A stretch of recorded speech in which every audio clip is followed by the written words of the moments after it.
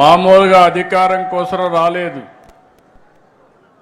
రాష్ట్రంలో జరిగే పరిస్థితులన్నీ కూడా చూసిన తర్వాత శ్రేయోభిలాషులతో మాట్లాడాలి.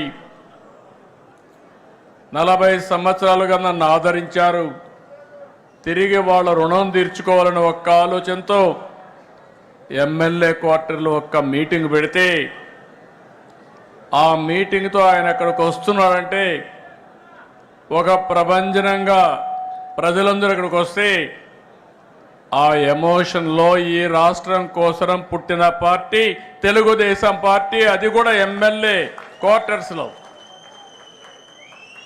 ఒక ఆవేశంలో పుట్టింది.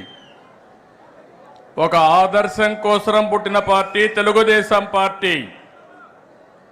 అదే ఒక సంచలనం, అదే ఒక శక ఆరంభం, అదే ఈ రాష్ట్రానికి ఒక చారిత్రక అవసరంగా మారే పరిస్థితి వచ్చింది.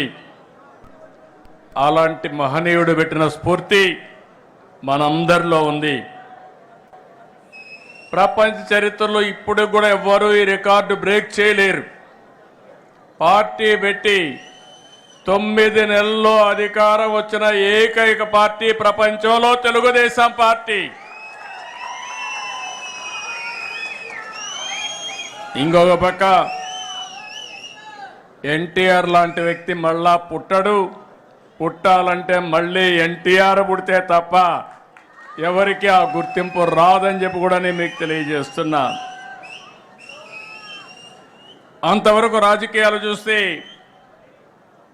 ఒక పరిపాలన, పెత్తందారి వ్యవస్థ. మామూలుగా ఎమ్మెల్యేలంటే అందులో షెడ్యూల్ కులాలంటే చదువు రాని వాళ్ళ పెట్టి ఎక్కడికక్కడ పెత్తనం చేసే రోజులవి.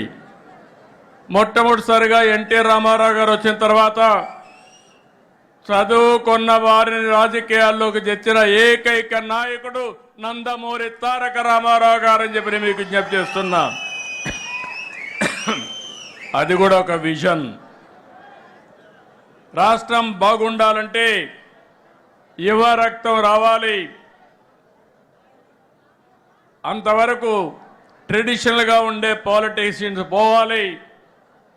అదే మరిగా చదువుకున్న వ్యక్తులు రావాలని ఆ రోజు ఆలోచించిన వ్యక్తి ఎన్టీ రామారావు గారు. ఇంకో పక్క మీరు ఒక్కసారి చూస్తే అంతవరకు పరిపాలనకే పరిమితమైన ప్రభుత్వాలు పేదల సంక్షేమానికి నాంది పలికిన మహానుభావుడు ఎన్టీ రామారావు గారు అని చెప్పి నేను మీకు తెలియజేస్తున్నా. ఇదే కాదు, అప్పటి వరకు ఎంతోమంది మనం చూసాం పరిపాలనలో అనుభవం ఉండి ఎలాంటి సంస్కరణలు చేయని వ్యక్తులు. ఉండమ్మా, ప్లీజ్ ఉండు. తమ్ముడు ఉండు, మాట్లాడుతూ ఉండండి.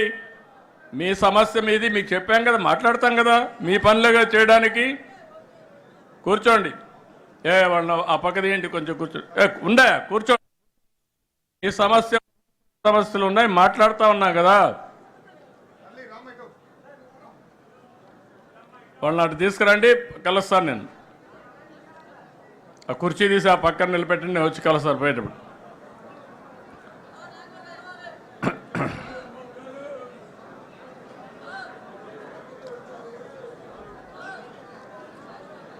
ఇన్నయ్యా అడిగినా మరీ అత్తులుగా తయారవుతారు.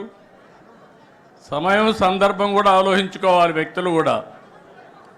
ఈరోజు ఒక శుభ సందర్భంలో మనం రాష్ట్రం అంతా ఒక మెసేజ్ ఇవ్వాలనుకున్నప్పుడు మీరు కాగితాలు ఇచ్చారు, అన్ని కాగితాలు తీసుకున్నాం, ఆ పని చేస్తాం, మళ్ళీ చేస్తాం. కానీ అందరూ ఈరోజు కార్యకర్తల సమావేశంలో మీరు ఒకటి గుర్తుపెట్టుకోవాల్సింది, నా దగ్గర కాగితాలు ఇస్తే పదవులు రావు, కానీ క్షేత్రస్థాయిలో పనిచేస్తేనే మీకు పదవులు వస్తాయి, గుర్తింపులు వస్తాయి. మళ్ళీ ఒకసారి చెప్తున్నా,